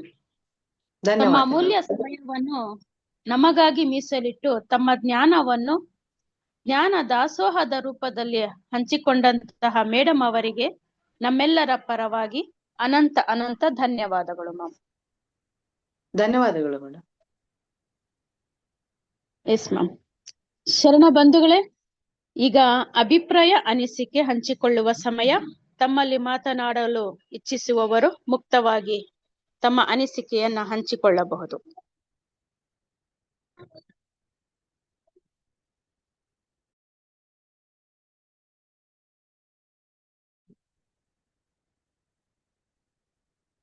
ನಮಸ್ತೆ ಮೇಡಮ್. ನಮಸ್ತೆ. ಹಲೋ ಮಕ್ತುಂಬಿ ಮೇಡಮ್, ಹೇಗಿದ್ದೀರಾ? ಚೆನ್ನಾಗಿದ್ದೀನಿ ಮೇಡಮ್. ಮತ್ತೆ ಭೇಟಿ ಆನ್ಲೈನ್ ಅಲ್ಲೇ ಆಗೋಣ ಆಯ್ತಲ್ಲ ಮತ್ತೆ ಇದು. ಇಲ್ಲ, ಒಳ್ಳೆಯ ವಿಚಾರಗಳನ್ನ ಬಹಳಷ್ಟು ವಚನಗಳ ಮೂಲಕ ಒಂದು ನೈತಿಕ ಮೌಲ್ಯ ಅಂದ್ರೆ ಏನು ಅನ್ನುವಂಥದ್ದನ್ನ ಬಹಳಷ್ಟು ವಚನಗಳ ಮೂಲಕ ನಮಗೆ ವಿಶ್ಲೇಷಣಾತ್ಮಕವಾಗಿ ಬಹಳ ಸುಂದರವಾಗಿ ಹೇಳಿಕೊಟ್ರಿ. ತಮಗೆ ಅನಂತ ಅನಂತ ವಂದನೆಗಳು. ಹೀಗೆ ಬರ್ತಾ ಇರಿ ನಮ್ಮ ಭಾಗಕ್ಕೆ. ಆಯ್ತು ಮೇಡಮ್, ಬರ್ತೀನಿ. ಓಕೆ, ತುಂಬಾ ಸಂತೋಷ ಆಯ್ತು. ನಂಗೂ ಸಂತೋಷ ಆಯ್ತು ಮೇಡಮ್. ಸರಿ, ಶಬಾನ ಮೇಡಮ್ ಅವರಿಗೂ ವಂದನೆಗಳನ್ನ ಹೇಳ್ಬೇಕು. ಒಳ್ಳೊಳ್ಳೆ ಉಪನ್ಯಾಸಕರನ್ನ ಈ ವೇದಿಕೆಗೆ ತಂದು ನಮ್ಗೆಲ್ಲ ಒಂದು ಚಿಂತನೆಗೆ ಹಚ್ಚಿದಾರೆಲ್ಲ. ಅವರಿಗೂ ಕೂಡ ಈ ಒಂದು ವೇದಿಕೆಗೆ ಅವರಿಗೆ ಎಲ್ಲ ಅವರ ಸಹಕಾರ ಮಾಡುವಂತ ಎಲ್ಲರಿಗೂ ಅನಂತ ವಂದನೆಗಳು, ಧನ್ಯವಾದಗಳು.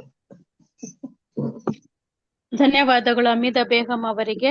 ಅತ್ಯುತ್ತಮ ಅನಿಸಿಕೆಯನ್ನ ನೀಡಿದ್ದೀರಾ ಮ್ಯಾಮ್. ತಮಗೂ ಅನಂತ ಧನ್ಯವಾದಗಳು. ಧನ್ಯವಾದಗಳು ತಮಗೂ. ಸರ್ವರಿಗೂ ಶರಣಾರ್ಥಿಗಳು. ಕೇಳ್ತಾ ಇದೆ ಅಲ್ರಿ? Yes sir. ಹೇಳ್ತಾ ಇದೆ ಸರ್. ಸರ್ವರಿಗೂ ಶರಣಾರ್ಥಿಗಳು. ಅಪ್ಪ ಗುರು ಬಸವಣ್ಣನನ್ನು ಮನದಲ್ಲಿ ನೆನೆದು ಇಲ್ಲಿ ನೆರೆದಿರುವಂತಹ ಎಲ್ಲಾ ಶರಣೆಯರ ಅಂತರಾತ್ಮಕ್ಕೆ ಶರಮಣಿದು ಇವತ್ತಿನ ಒಂದು ವಚನಯಾನದಲ್ಲಿ ಸೋದರಿ ಮುಕ್ತುಂಬಿಯವರು ಈ ಒಂದು ಶರಣರ ಎಲ್ಲಾ ತತ್ವಗಳು, ನೇಮ ನಿತ್ಯಗಳು, ಏನೇನು ಆಚರಣೆಗಳು ಇದ್ವು ಅದನ್ನ ಸತ್ಯ, ಸದಾಚಾರ, ದಾಸೋಹ, ಕಾಯಕ, ನೇಮಗಳು ಇವುಗಳನ್ನೆಲ್ಲವನ್ನೇ ಆಧಾರವಾಗಿಟ್ಟುಕೊಂಡು ಶರಣೆಯರನ್ನೇ ಮುಖ್ಯವಾಗಿ ಅವರ ವಚನಗಳನ್ನೇ ಉಲ್ಲೇಖಿಸುತ್ತಾ ಶರಣರನ್ನೂ ಸಹ ತಂದಿದ್ದಾರೆ. ಈ ಒಂದು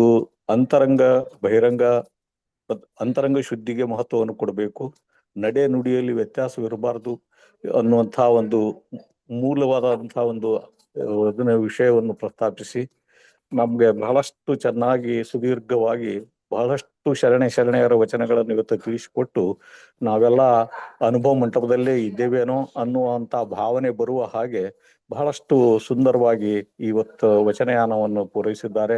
ಅವರಿಗೆ ಅನಂತ ಶರಣಗಳು. ಮತ್ತು ಅದಲ್ಲದೆ ನಾನು ರೀಸೆಂಟ್ ಆಗಿ ಈ ಸಬಿನಾ ಮೇಡಮ್ ಅವರಿಗೆ PhD ಸಿಕ್ಕಿದೆ ಅನ್ನುವಂತ ಒಂದು ಸುದ್ದಿಯನ್ನು ಕೇಳಿದ್ದೇನೆ. ಅವರಿಗೆ ಹಾರ್ದಿಕ ಅಭಿನಂದನೆಯನ್ನು ತಿಳಿಸ್ತಾ ಇದ್ದೇನೆ. ಅವಕಾಶ ಮಾಡಿಕೊಟ್ಟಂತ ತಮ್ಮೆಲ್ಲರಿಗೂ ಅನಂತ ಶರಣಾರ್ಥಿಗಳು. ಶರಣಾರ್ಥಿ. ಧನ್ಯವಾದಗಳು ಸರ್. ನಮಸ್ತೆ. ನಮಸ್ತೆ ಸರ್.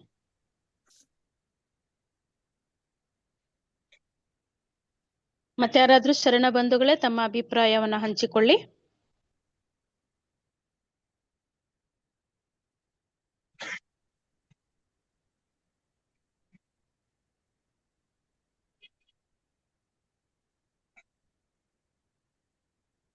ಶಬಾನ ಮೇಡಮ್.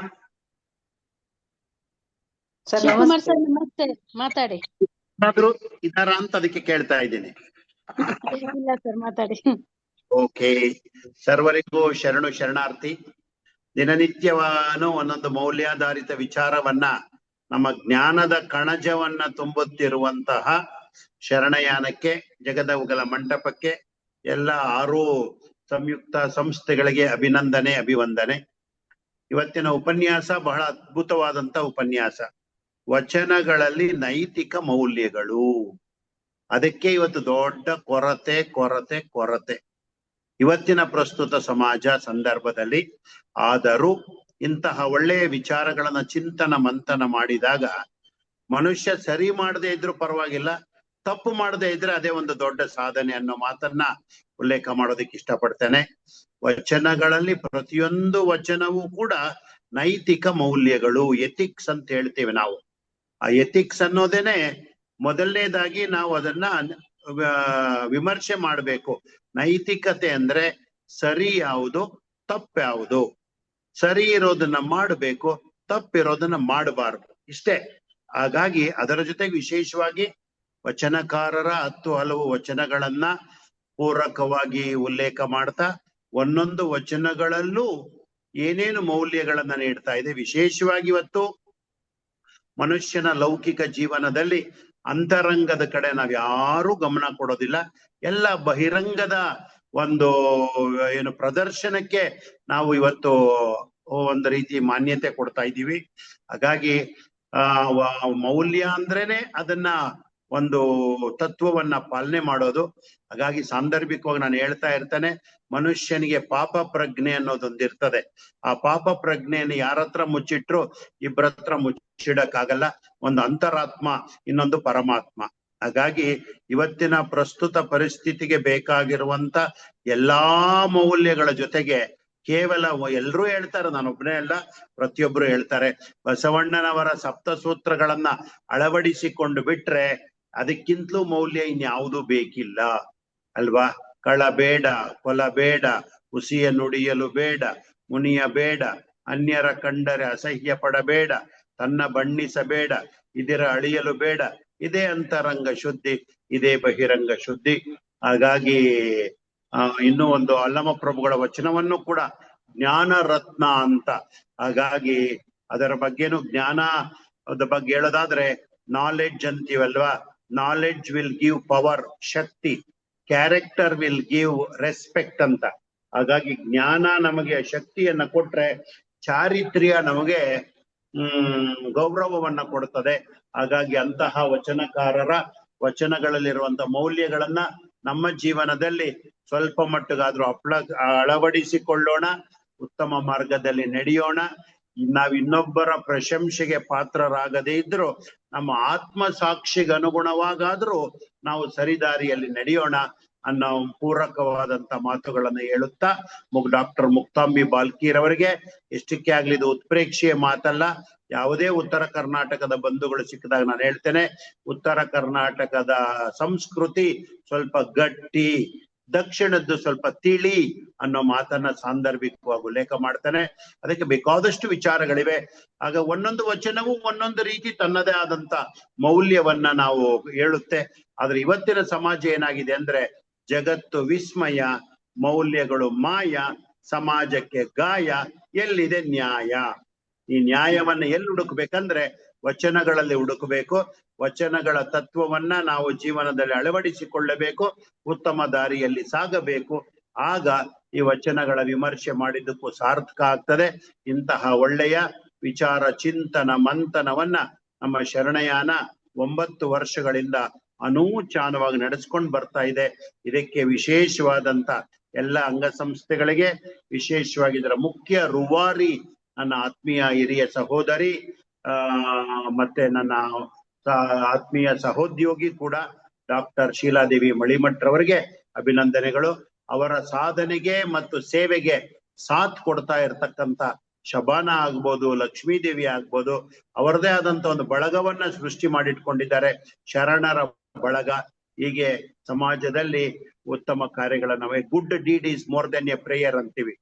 ಪ್ರಾರ್ಥನೆ ಮಾಡುವ ಸೇವೆ ಮಾಡುವ ಕೈಗಳು ಲೇಸು ಅನ್ನೋ ಮಾತನ್ನು ಉಲ್ಲೇಖ ಮಾಡ್ತಾ ಮಾತಿಗೆ ವಿರಾಮವನ್ನು ನೀಡುತ್ತಿದ್ದೇನೆ. ಸರ್ವರಿಗೂ ಶರಣು ಶರಣಾರ್ಥಿ.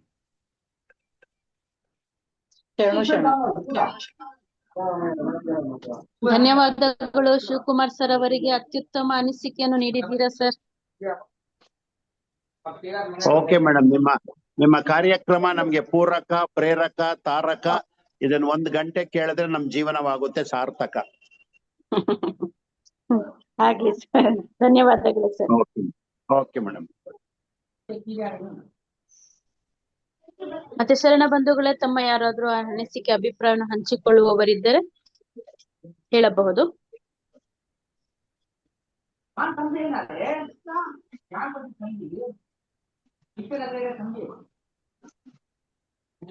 ಬಹುಶಃ ಯಾರು ಇಲ್ಲ, ಸೊ ಮುಕ್ತಾಯಗೊಳಿಸೋಣ. ಇಂದಿನ ಕಾರ್ಯಕ್ರಮಕ್ಕೆ ತಮ್ಮ ಅಮೂಲ್ಯ ಸಮಯವನ್ನ ಮೀಸಲಿಟ್ಟು ತಮ್ಮ ಅನುಭವ, ಅಧ್ಯಯನ ಮತ್ತು ಚಿಂತನೆಗಳ ಮೂಲಕ ನಮಗೆ ವಿಷಯದ ಆಳವನ್ನು ಸರಳವಾಗಿ ಮತ್ತು ಪರಿಣಾಮಕಾರಿಯಾಗಿ ವಿವರಿಸಿ, ವಚನಗಳಲ್ಲಿ ಇರುವ ನೈತಿಕ ಮೌಲ್ಯಗಳ ಮಹತ್ವವನ್ನ ನಮ್ಮ ಮುಂದಿಟ್ಟ ಮೇಡಮ್ ಅವರು, ನಿಮ್ಮ ವಿಚಾರಗಳು ನಮ್ಮೆಲ್ಲರ ಮನಸ್ಸಿನಲ್ಲಿ ದೀರ್ಘಕಾಲ ಉಳಿದು ನಮ್ಮ ಬದುಕಿಗೆ ದಾರಿ ದೀಪವಾಗಲಿ ಎಂದು ಆಶಿಸುತ್ತಾ, ಮುಕ್ತುಂಬಿ ಮೇಡಮ್ ಅವರಿಗೆ ನಮ್ಮೆಲ್ಲ ಶರಣ ಬಳಗದ ಪರವಾಗಿ ತುಂಬು ಹೃದಯದ ಅನಂತ ಧನ್ಯವಾದಗಳನ್ನ ಅರ್ಪಿಸುತ್ತಿದ್ದೇನೆ. ಧನ್ಯವಾದಗಳು. ಹಾಗೆಯೇ ಹಿಂದಿನ ಕಾರ್ಯಕ್ರಮದಲ್ಲಿ ತಮ್ಮ ಅನಿಸಿಕೆಗಳು, ಅಭಿಪ್ರಾಯಗಳು ಮತ್ತು ಅನುಭವಗಳನ್ನು ಹಂಚಿಕೊಂಡಂತಹ ಪ್ರೊಫೆಸರ್ ಶಿವಕುಮಾರ್ ಸರ್ ಆಗಿರಬಹುದು, ಹಮೀದಾ ಮೇಡಮ್ ಅವರು ಹಾಗೂ ಮುರಿಯಪ್ಪ ಸರ್ ಅವರಾಗಿರಬಹುದು, ಇವರೆಲ್ಲರಿಗೂ ಹಾಗೂ ನಮ್ಮ ಎಲ್ಲ ಶರಣ ಬಂಧುಗಳು, ಅಧ್ಯಾಪಕರು, ಸಂಶೋಧಕರು, ವಿದ್ಯಾರ್ಥಿಗಳು ಹಾಗೂ ಭಾಗವಹಿಸಿದ ಪ್ರತಿಯೊಬ್ಬರಿಗೂ ಹೃದಯಪೂರ್ವಕ ಧನ್ಯವಾದಗಳನ್ನ ಅರ್ಪಿಸುತ್ತಿದ್ದೇನೆ. ನಿಮ್ಮ ಸಕ್ರಿಯ ಭಾಗವಹಿಸುವಿಕೆ ಮತ್ತು ಅರ್ಥಪೂರ್ಣ ಅಭಿಪ್ರಾಯಗಳು ಕಾರ್ಯಕ್ರಮಕ್ಕೆ ಮತ್ತಷ್ಟು ಮೆರುಗು ತಂದಿದೆ ಎಂದು ತಿಳಿಸುತ್ತಾ ತಮಗೆ ಅನಂತ ಧನ್ಯವಾದಗಳನ್ನು ಅರ್ಪಿಸುತ್ತಿದ್ದೇನೆ.